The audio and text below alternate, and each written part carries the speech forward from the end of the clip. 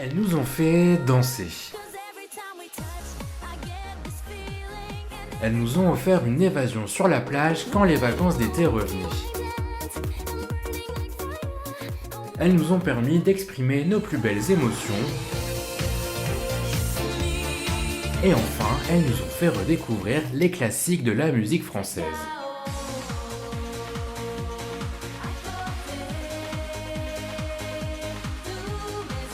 Salut à toutes et à tous, soyez les bienvenus sur la chaîne YouTube d'Orient. Comme vous avez pu le constater sur les réseaux sociaux, notamment TikTok, la chanteuse de dance Ina a fait son concert au Zénith Paris-La Villette le 8 mai dernier. Le concert qui était complet a marqué le retour sur scène en France de la reine des dance floors et il a fait le buzz puisqu'Ina a invité sa compatriote Alexandra Stan qui a fait le tour du monde en 2011 avec son titre Mr Saxo Beat. À cette occasion et avec quelques semaines de retard, j'ai décidé de vous parler des 5 chanteuses d'Eurodance qui ont marqué mon enfance. Et oui, j'ai toujours eu un grand intérêt pour ce style de musique et j'ai toujours trouvé injuste que des artistes qui avaient un immense talent n'étaient pas considérés à leur juste valeur parce qu'elles faisaient de l'Eurodance ou de la dance. Alors que quand c'est Rihanna qui s'y met avec son album Loud,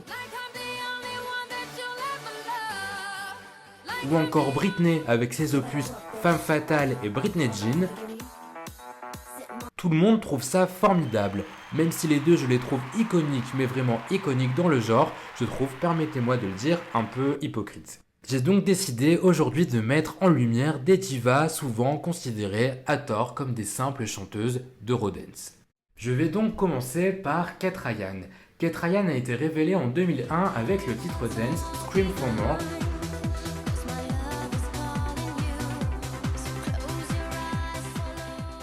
Dans son pays d'origine, la Belgique, et plus précisément le côté flamand. Mais très vite, alors qu'elle ne parle pas le français, elle va reprendre à la sauce dance des classiques de la chanson française. Sa première reprise, Désenchantée, cartonnera en Europe et même en France, où le titre se classera à la 11e position. Mais malheureusement pour elle, en France, on ne touche pas aux idoles et sa carrière s'arrête ici. Alors que dans d'autres pays européens, comme l'Allemagne, la Pologne ou encore l'Espagne, les reprises de Kate Ryan seront énormément plébiscitées.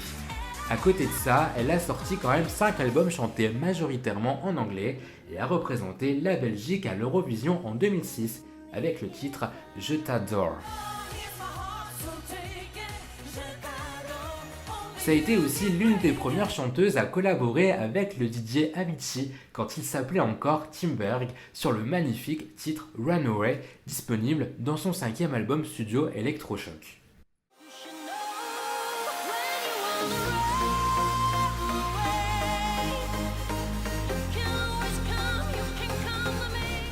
Malheureusement, Kate Ryan a eu un petit succès dans quelques pays européens, mais ça s'arrête là. Ce n'est absolument pas le talent qui lui manque car je trouve que c'est une très bonne chanteuse et qu'elle dégage énormément d'émotions dans sa voix et dans ses créations.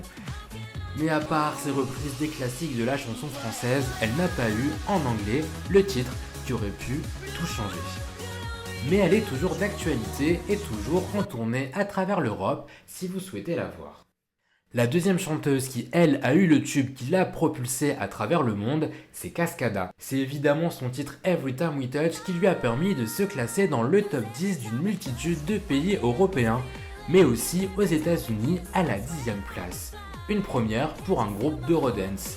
Cascada, c'est un groupe composé de Jan Pfeiffer, DJ Manian et Nathalie Horler, qu'on pense être Cascada. Mais pour cette vidéo, on va faire comme si Cascada était uniquement Nathalie Horler. Et oui, c'est elle qui sur scène et médiatiquement assume tout. Après l'immense succès d'Every Time We Touch, elle a sorti un deuxième album, Perfect Day, qui reprend la même recette que le premier. Et quand ils se sont rendus compte qu'ils commençaient à lasser le public avec leur style à 145 BPM, ils ont pris un petit virage électropop avec le tube Evacuate the Dance Floor.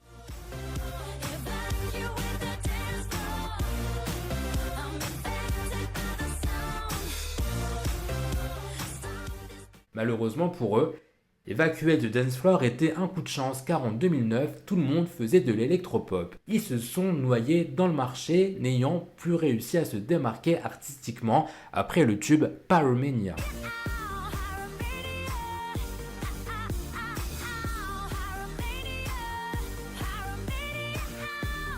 Cascada est toujours d'actualité et continue de faire des tournées. Et sa fanbase est entre autres composée de nostalgiques. 4 ans après l'explosion de Cascada, c'est Agnès qui a été révélée au grand public grâce à son tube Release Me.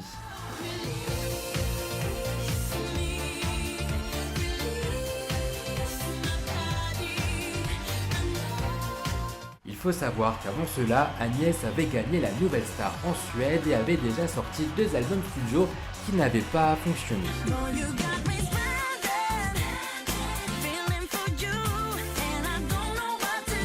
Donc en alliant l'émotion à la dance music, elle réussit à conquérir toute l'Europe.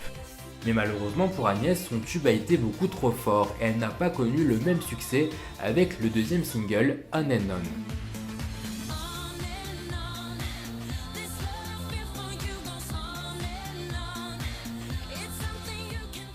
Donc ça, c'est une leçon pour tous les artistes qui veulent percer. Ne faites pas d'entrée de jeu un titre trop fort, car ensuite, vous allez devoir l'assumer et sortir un titre encore meilleur.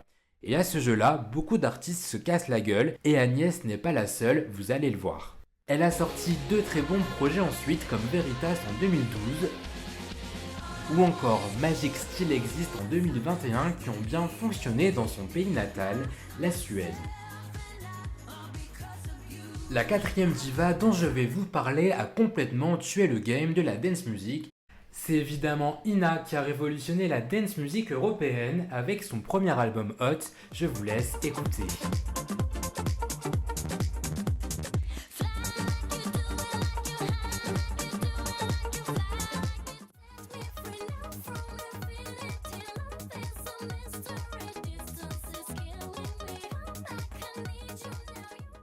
Son premier album va la classer dans de nombreux pays européens, mais lorsqu'elle sortira son deuxième opus, I Am the Club Rocker, eh bien le public va commencer à se lasser de son style musical qui était pourtant novateur quelques années auparavant. Ina, très intelligente, décide de prendre un virage latino pour évoluer tout en restant fidèle à sa marque de fabrique.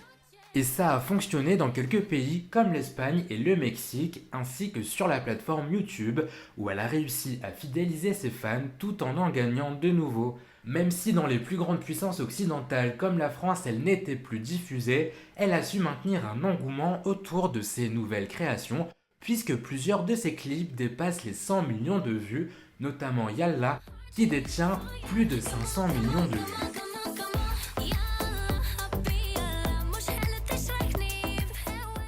Sur YouTube, elle détient plus de 8 millions d'abonnés et 11 millions d'auditeurs écoutent chaque mois ses morceaux sur la plateforme Spotify.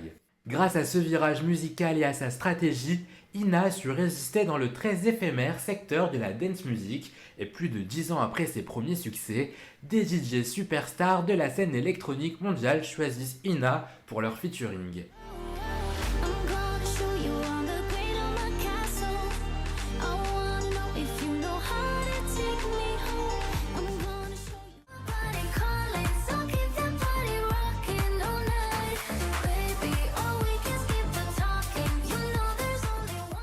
La plateforme TikTok a quant à elle permis à la star de faire connaître ses sons à une toute nouvelle génération. C'est grâce à tout cela qu'Ina a réussi à remplir le Zénith de Paris La Villette le 8 mai dernier et je suis persuadé que cette date sera un tournant pour sa carrière en France. Il est impossible d'évoquer Ina sans parler de sa compatriote Alexandra Stan. Alexandra Stan est dans le même cas de figure qu'Agnès, c'est-à-dire qu'elle a eu un titre tellement fort avec Mr. Saxo Beat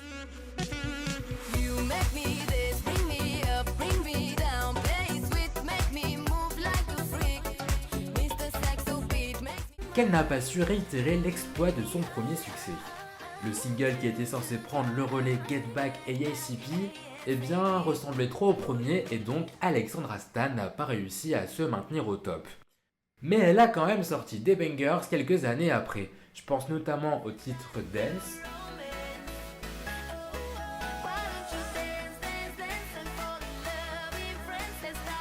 We Wanna en featuring avec Ina,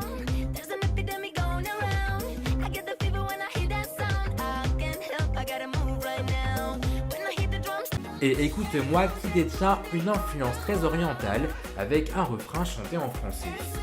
Le titre détient plus de 100 millions de vues sur sa chaîne YouTube. Voilà pour cette vidéo sur l'histoire des divas de l'Eurodance, j'espère que cela vous aura plu. D'ici une prochaine vidéo, portez-vous bien, ciao.